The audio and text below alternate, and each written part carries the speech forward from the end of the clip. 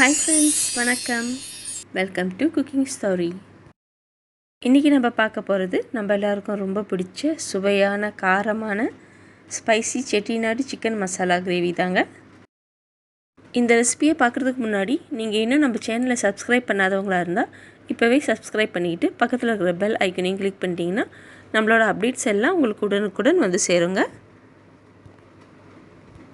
அப்படியே இந்த வீடியோவுக்கு நீங்கள் போடுற ஒவ்வொரு லைக்கும் எங்களுக்கு ரொம்பவே மோட்டிவேஷ்னலாகவும் என்கரேஜ்மெண்ட்டாக இருக்குங்க. ஓகே, இப்போ சமையலை பார்க்கலாம். பேன் காஞ்சதும் அதில் கொத்தமல்லி தாள், சோம்பு, கருப்பு மிளகு, சீரகம்,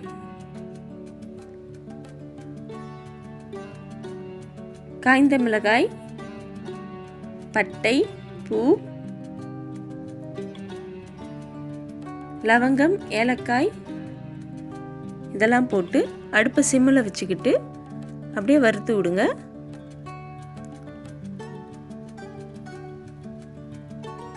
கிண்டி விட்டுக்கிட்டே இருக்கணும். நல்லா வாசம் வர வரைக்கும் வறுத்துக்கிட்ட பிறகு ஒரு கப் தேங்காய் பூவை அதில் கொட்டி வறுத்துக்குங்க. இந்த மசாலாலாம் நல்லா வறுப்பட்டோன்னே கொஞ்சமாக தண்ணி ஊற்றி பிளெண்டரில் போட்டு நல்லா அரைச்சி எடுத்து வச்சுக்குங்க. இந்த மசாலாவை போட்டு தான் நம்ம இந்த கிரேவியை செய்ய போகிறோம்.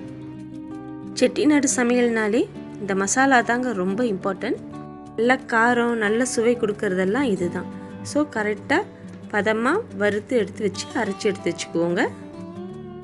ஓகே, இப்போ நல்லா வறுத்தாச்சு. இது எல்லாத்தையும் எடுத்து ஒரு பிளேட்டில் போட்டு சூடு ஆறுனதும் பிளெண்டரில் போட்டு கொஞ்சம் தண்ணி ஊற்றி அரைச்சி எடுத்து வச்சுக்குவோம். இப்போ வேறு ஒரு பேனில் 3 கரண்டி சமையல் எண்ணெய் ஊற்றிக்குவோம். அது கூட ஒரு கரண்டி நெய் போட்டுக்குவோம். பட்டை, பூ, பிரியாணி இலை, சின்ன வெங்காயம். இந்த சமையலுக்கு சின்ன வெங்காயம் தாங்க போடணும், அதுதான் ரொம்ப டேஸ்ட் கொடுக்கும். அடுத்து கருவேப்பிலையை போட்டுக்கலாம். கருவேப்பிலை எப்படி காம்போடையே போடலாம். இப்போ வெங்காயம் பொன்னிறமாகிற வரைக்கும் அடுப்பில் சிம்மில் வச்சு வதக்கி விட்டுட்டு இருங்க.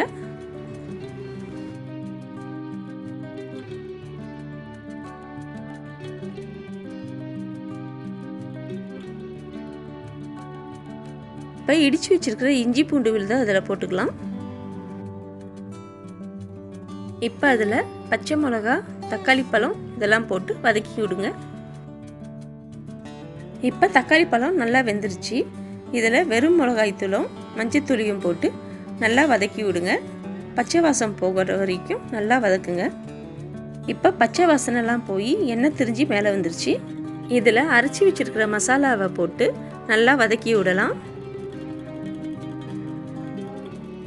மசாலாவில் எண்ணெய் திரிஞ்சு மேலே வர வரைக்கும் நல்லா வதக்கி விடுங்க. எண்ணெய் இப்போ திரிஞ்சு மேலே வந்துருச்சு. இதில் 1.5 டேபிள் ஸ்பூன் உப்பு போட்டுக்குங்க. நான் ஹிமாலயன் உப்பு தாங்க பாய்க்கிறேன், அதனால தான் பிங்க் கலரில் இருக்குது. இப்போ இதில் 1.5 டேபிள் ஸ்பூன் ப்ளெயின் தயிர் போட்டு கிண்டி விடலாங்க. இதில் இப்போது கட் பண்ணி க்ளீன் பண்ணி வச்சுருக்கிற கோழி இறைச்சி துண்டுகளை போட்டு நல்லா மிக்ஸ் பண்ணி விடலாம். அடுப்பை சிம்மிலேயே வச்சுக்கோங்க. இந்த மாதிரி நல்லா கிண்டி மிக்ஸ் பண்ணி விடுங்க. கொஞ்சம் கூட தண்ணி கலக்க வேணாம். சிக்கனில் இருக்கிற தண்ணியே போதுமானது. வேக வேக சிக்கன்லேருந்தே தண்ணி வரும். இந்த சமையலுக்கு நம்ம தண்ணியே பாய்க்க போகிறதில்ல. இப்படி நல்லா மிக்ஸ் பண்ணி விட்டுட்டு கொஞ்ச நேரம் மூடி நல்லா வேக விடலாம். அதே நேரம் அப்பப்போ திறந்து பார்த்து கிண்டி விடுங்க, இல்லாட்டினா அடி பிடிச்சிரும்.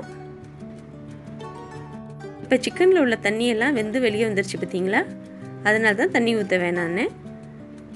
இப்படியே பயங்கர ருசியாக இருக்கும். இப்படி நல்லா மிக்ஸ் பண்ணி விட்டு திருப்பியும் மூடி போட்டு மூடி வச்சு ஒரு 2 நிமிஷம் நல்லா சிம்மில் வேக வச்சு எடுங்க. இப்போ ஓப்பன் பண்ணிக்கலாம். எண்ணெய்லாம் நல்லா திரிஞ்சு வெந்து வந்துடுச்சு. அடி பிடிச்சிடாமல் இருக்கிறதுக்கு நல்லா கிண்டி விடுங்க. பார்க்கவே கமகமன்னு வாசமாக எப்படி இருக்குது பாருங்கள். அவ்வளோதாங்க, அடுப்பை ஆஃப் பண்ணிட்டு மூடி வச்சிடலாம்.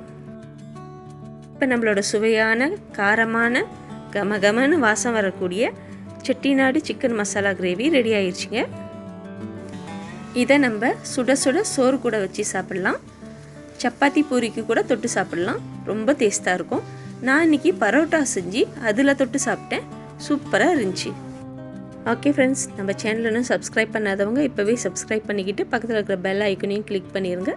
அப்படியே இந்த வீடியோவை உங்கள் ஃப்ரெண்ட்ஸுக்கும் ஷேர் பண்ணி விட்டுட்டு லைக் போடுங்க. அப்போ தான் எங்களுக்கு கொஞ்சம் என்கரேஜ்மெண்ட்டாக இருக்கும். ஓகே ஃப்ரெண்ட்ஸ், இனி அடுத்த வீடியோவில் சந்திப்போம். தெரியுமாக்கா? Thank you friends.